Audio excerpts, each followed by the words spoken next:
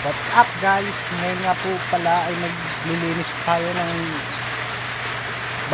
ng dumi kasi ng bahay kasi madumi. Tapos po linipat po natin yung ating mga lutuan dito.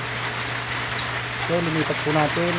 Kasi po kaya po natin linipat kasi po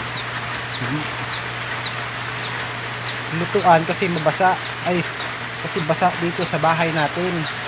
Kaya po linipat natin guys. Ingat lang tayo guys kasi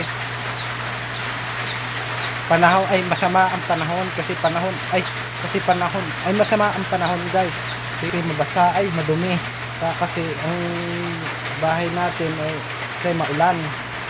Tapos ano nga po pala guys, tayo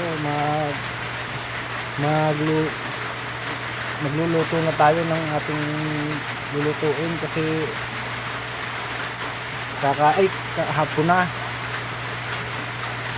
Kaya mahirap kasi dito guys sa amin kasi ang luto namin kahoy lang guys.